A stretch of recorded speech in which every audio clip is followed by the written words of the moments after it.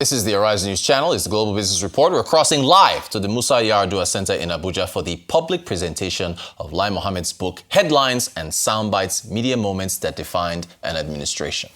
Next is the keynote address that will be by one who, at a point in time, presided over the civil service of the Federation.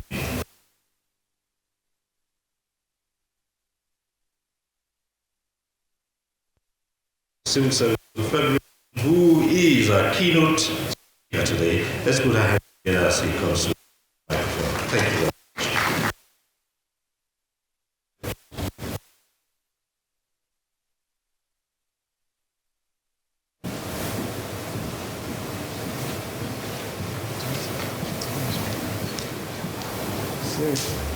Let me see the photo.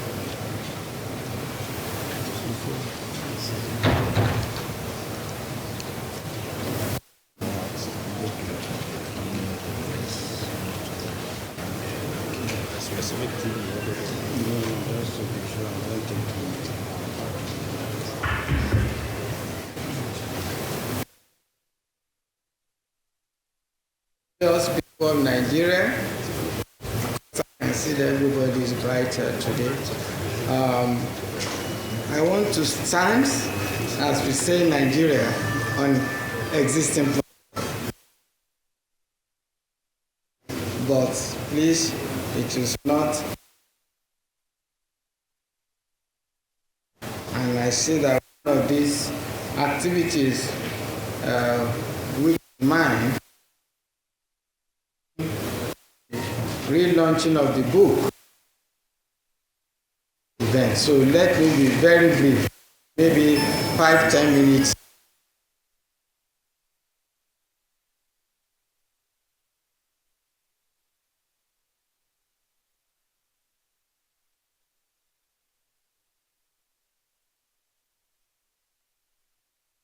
Keynote address.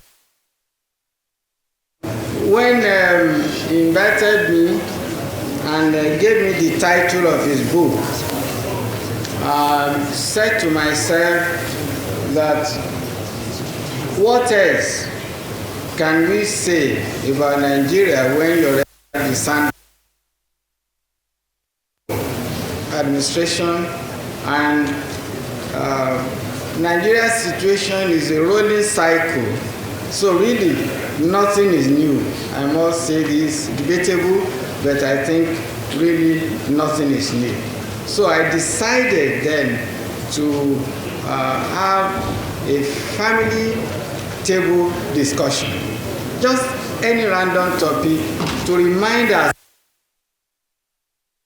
really what Nigeria is in perspective, the country, and maybe remind us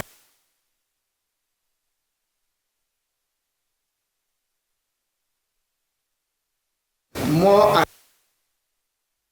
it should be. I met the author when he was in a second life student at Ife. Great Ife, by the way, great Ife. He came in as a student and he was that tiny lecturer at the university. And I said, what are you doing here? He said, no, I have my focus. I must do what I have to do.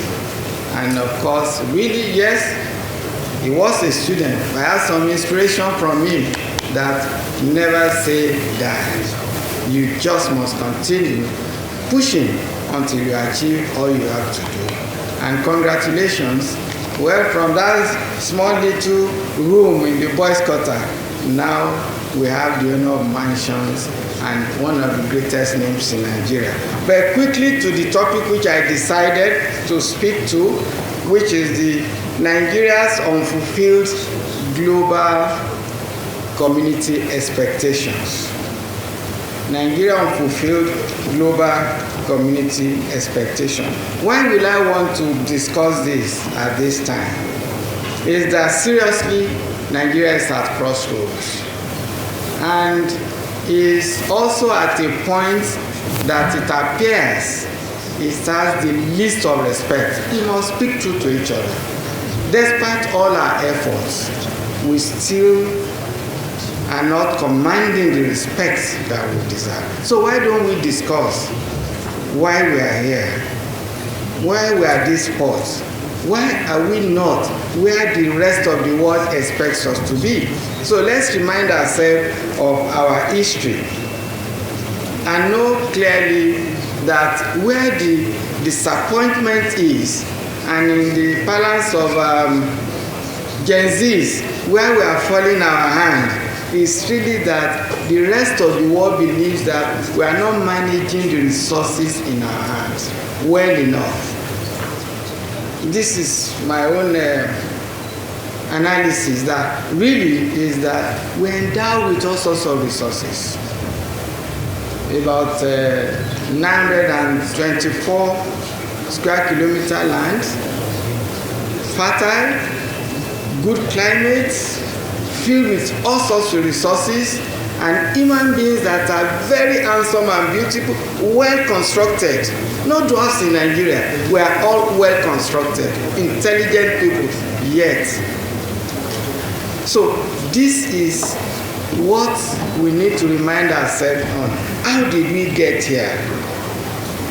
Well, we know that in the days before the colonial masters, we were quite independent people, having our own ways of life, having our freedom. Of course, there are skirmishes here and there, and sometimes the stronger will conquer the, but it's largely autonomous societies.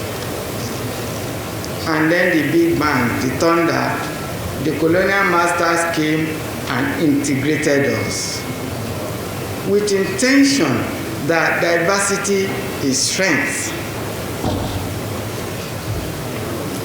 But as the days go by,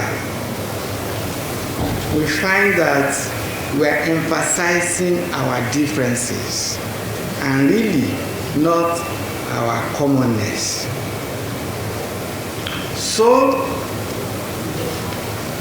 confronted with this, many attempts were made.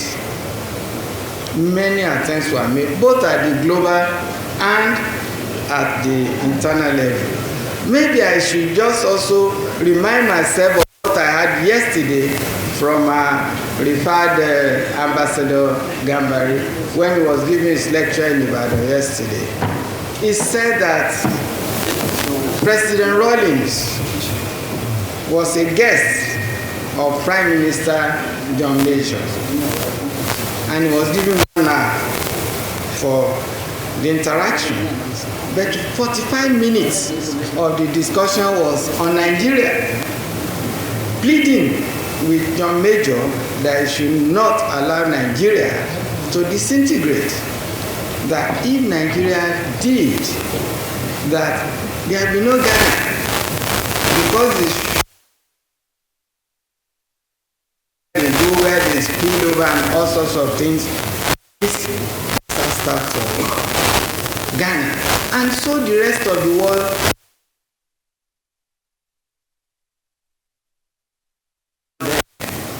holds that position strongly, and without really wanting to impress the rest of the world, but manage our resources well in a way that will be admirable to the rest of the world. Attempts were made.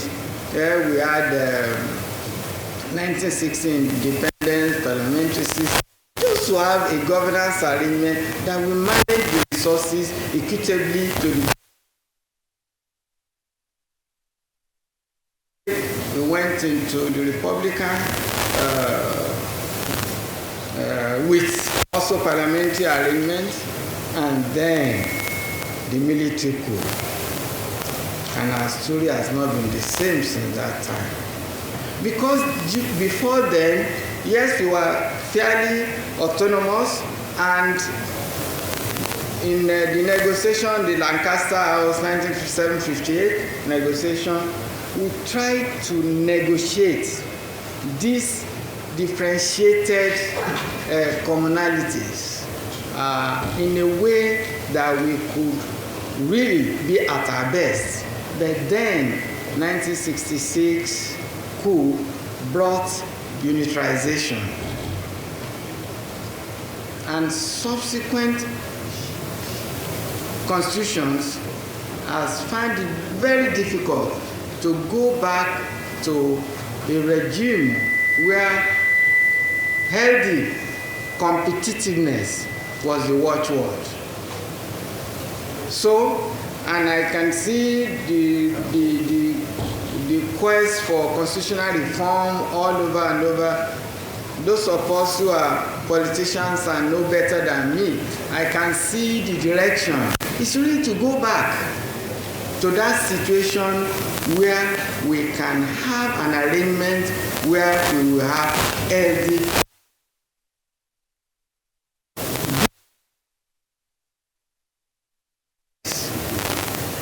So really you can see where this falling of hand is coming from.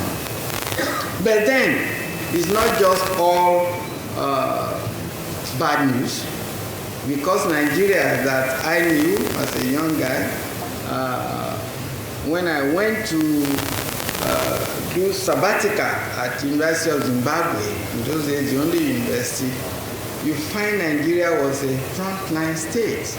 Nigerians were there as foot soldiers, not even Nigerian soldiers, Nigerian civilians who are converted to be combatants. They were there. And resources of Nigeria were put in. So is the story of ECOMOG, story of Sudan, all over. We have that respect there. Let us build on that.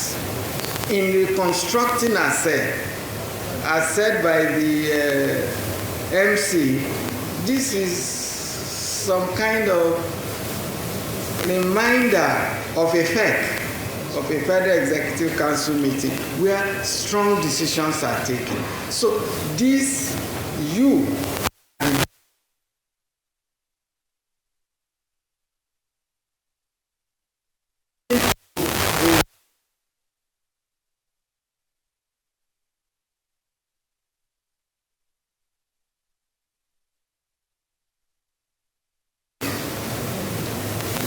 solve them. Notably, rule of law, bending of rule of law, and very weak institutions, extremely weak institutions, and the consequences of weak institution. Anything goes. But the anything goes today, we more or less pick out and say is corruption. But if you really look at the root of all of this, corruption can be taken out with rule of law, strong institutions, and of course, strong morality.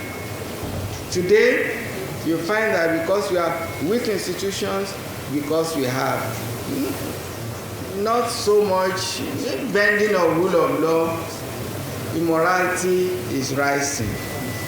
Then because resources are not so optimally managed, you find our youth unemployed, largely. And youth, they are restless as a group of people. They must find employment for themselves. So comes Yahoo. So comes drugs. So all sorts of things. Of course, they are also very creative. So comes the entertainment world. But that's not really how to manage resources and optimize resources. So we need to tackle that. Rule of law, strong, and strong institutions. We also must address why we are losing faith in the instruments that really put us together and believe in ourselves. And that is the election. Today is a major, we must tell the truth to each other. There's loss of faith in the process. As strongly as we try to make believe that really elections can be done properly, everything be transparent, we still have a large part of our population who don't believe. That's an area we need to work strongly on. Those who don't believe must believe by doing what we think will make them believe. And that is your vote counts. Let our vote count. Let's work strongly. Because really, the consequences of ignoring what we have now is anarchy. Nobody wants anarchy. Please, our elders, my contemporaries, those who are younger, let's work together to save Nigeria through a credible electoral system. We should not also, I know there will be a lot of discussions on what we should reform, what we should not reform, but there's one thing that sticks out strongly, and that is the outcome of elections that enables a winner take all. No, we should say no to that. Let's construct in a way that even when you are lost, you have a stake.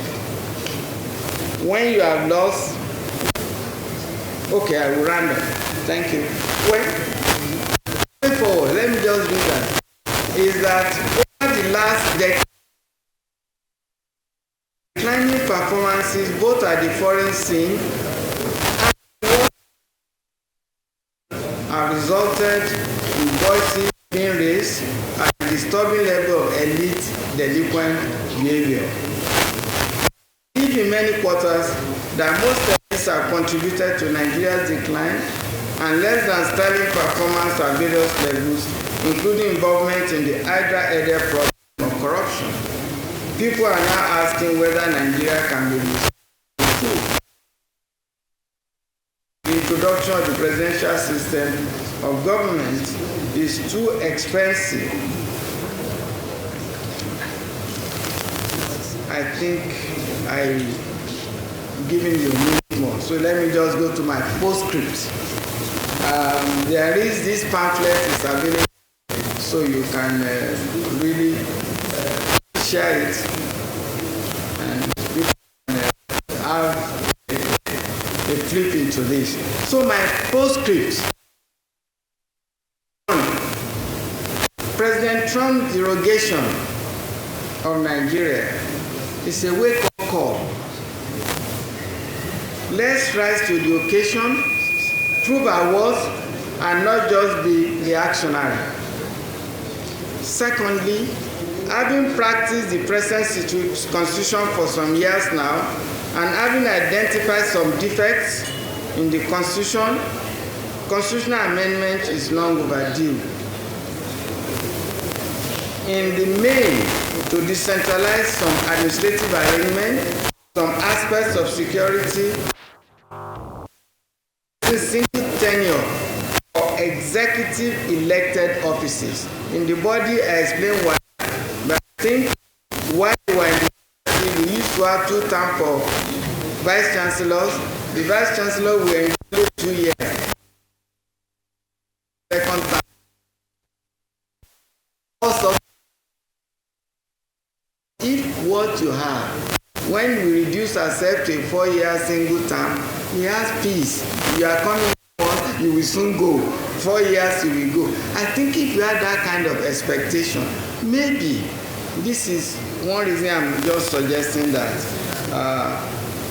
eliminating winner takes all, as I said, and including opposition in government.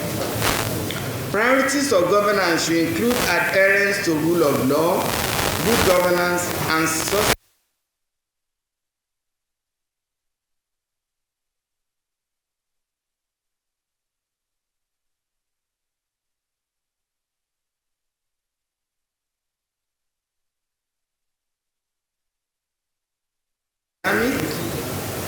Forward-looking and adaptive. We must embrace all these attributes so that the world's moving train will not leave Nigeria behind.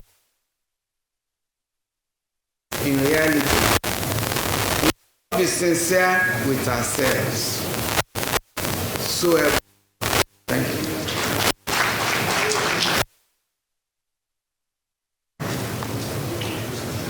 Thank you very much, Professor Oladapo Afolabi, who was our keynote speaker at this occasion.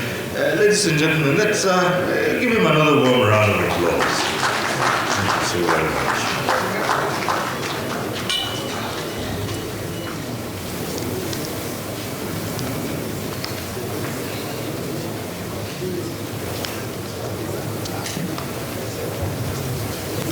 Your Excellencies, distinguished ladies and gentlemen, you would agree with me that the day is running fast and there'd be need for us to keep a strict eye on the time.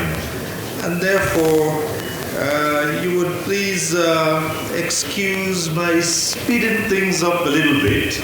And please do understand if we have to skip a few things here. I do have a very long list here. I did say at the start that if we were to start mentioning all those who are in this hall today, we probably would be here by the end of tomorrow's work day, and there would still be more who would come in. So for those who were yet to recognize, I sincerely apologize. We do appreciate your presence here. Every so often we will slip in an acknowledgement as we can. But we need to move ahead because we have a number of people who need to play particular roles here this morning. Well, it's gone a little bit afternoon. And so let me at this point move on to a few of our dignitaries who will be making very brief remarks here on this presentation, and would like to appeal to them, for those we can appeal to keep such comments and remarks short, straight to the point, and as we say in broadcasting, keep it short and simple, KISS. And we will start off, ladies and gentlemen, let me at this point invite His Excellency Governor Seyi Makinde of Oyo State to bring. Let's put our hands together.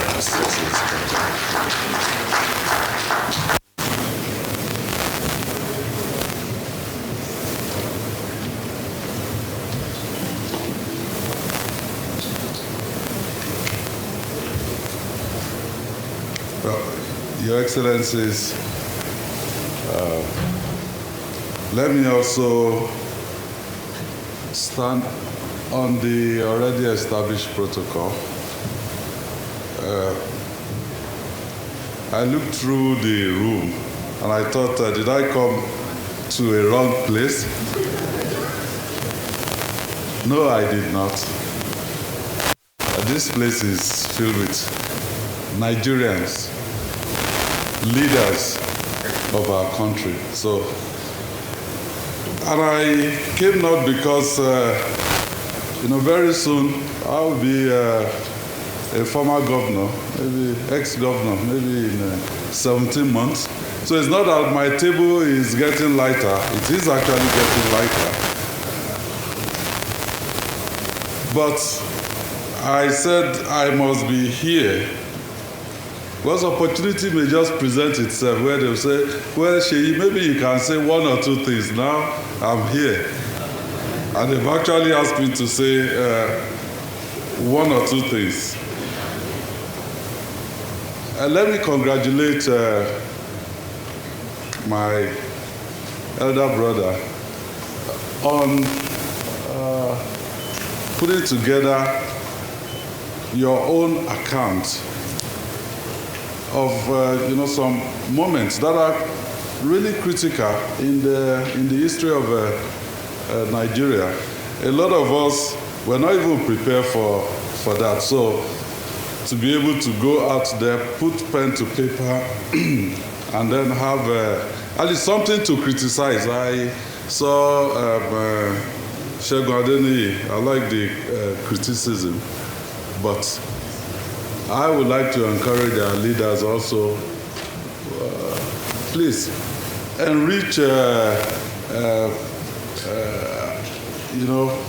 our history by documenting how you've seen things, from your own perspective. So I'll say congratulations to you, Chief Lai Mohammed. And from Segun Adeniyi's criticism, which is the conductor now getting on the driver's seat, there's a change of mentality. And I would like to see that also. I don't take it that Segun Adeniyi just mentioned that. Two things that I would like to just bring out briefly. One is the fact that I'm sure Dr. Agboola Gambari will bear me witness. He invited me, to come and meet President Buhari. I only went to Aso Rock maybe 3 times during President Buhari's second tenure. One of such times, he invited me to come and brief him on the crisis in Oyo State regarding clashes between the Yorubas and the Hausa Fulani, herders, farmers, all of that. And then when I got in, I told the president that, well, you may not have sat with me at close quarters like this since you became president, but we were actually together the first time. I was in Oyo South Senatorial.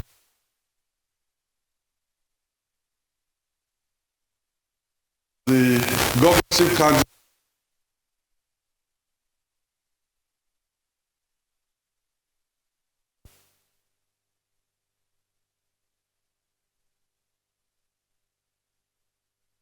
lost.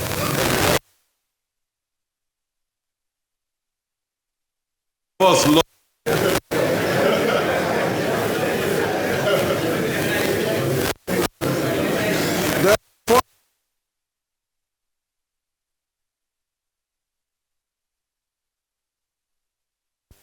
No.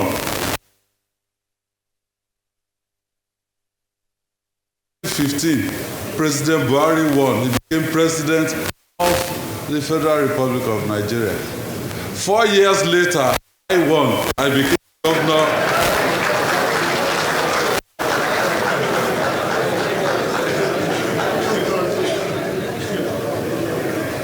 So what it means is only God that and how trajectory of us. Why am I saying this? My experience being in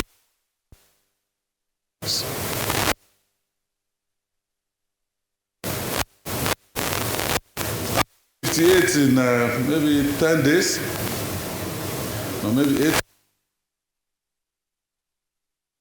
office for of my experience is that Nigerians, ordinary Nigerians,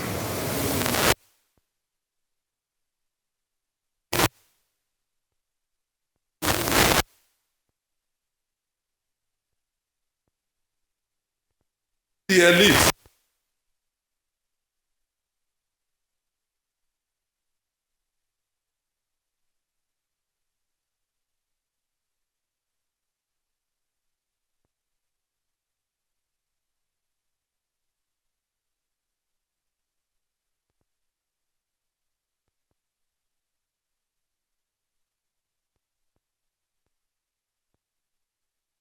this book, because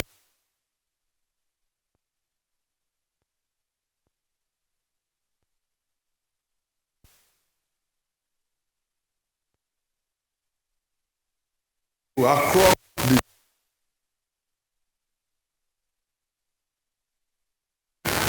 leader. So because we have here Nigerians from across the divide, I believe we need elite consensus, just Professor Folabi. We always arguing. Every time we meet, it's arguing.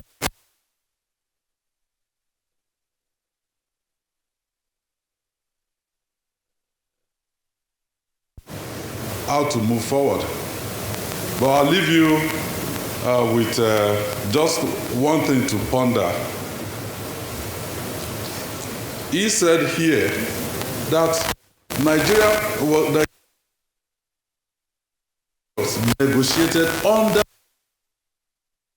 a condition. Of course, federalism was settled in that negotiation. Multi-party democracy was settled in that negotiation. And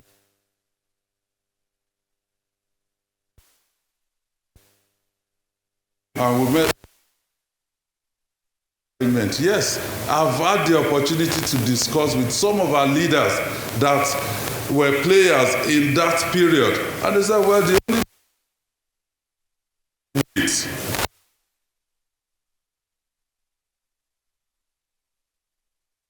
that is the only problem. So federalism, all those things, they became secondary. Their major task was to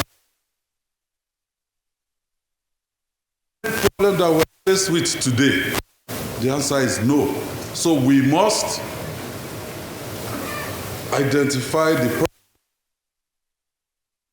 and design something that will allow us that problem. A magic bullet is, Prof mentioned it, design an arrangement where there will be no winner take all politically in Nigeria, and I think it will be better for us. So once again, congratulations on this book. I will buy some, but I won't announce how much I'm going to pay. I'm a public servant now. Thank you so much. God bless you.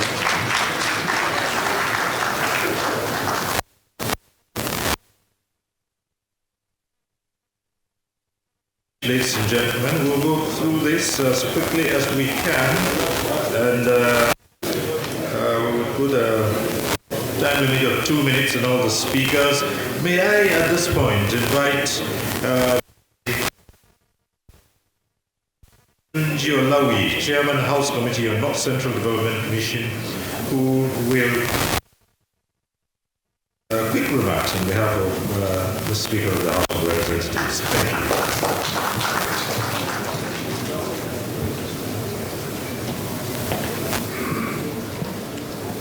Good afternoon, Your Excellency. Permit me to stand on the already established protocol. My name is. I'm here today in two capacities. One, as the representative of the Right Honorable Speaker, Tajuddin Abbas, PhD. At the same time, I'm the honorable member representing Alhaji Lai Mohammed at the House of Reps. It's a privilege. It's my third time in the House, giving a very good representation to my leader. Thank you very much. The Speaker is unavoidably absent here today because the other assignment, and he asked me to stand in for him and represent him in all aspects of the program.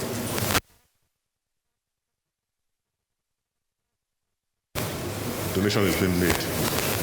Though I have his word, like His Excellency Engineer Makinde said, as a civil servant, the Speaker will not definitely announce this,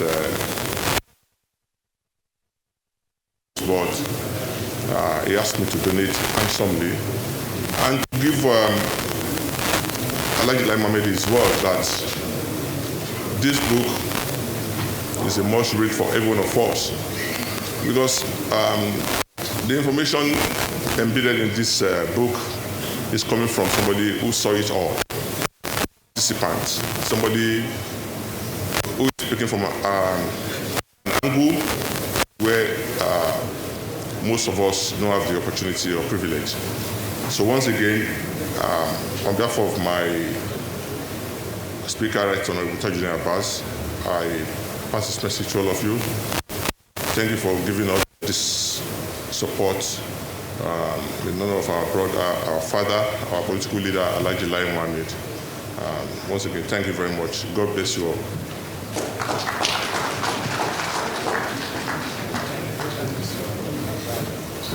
Thank you very much, and Your Excellencies, distinguished ladies and gentlemen, we will take a number of quick remarks, and from now on, it won't be in any particular order,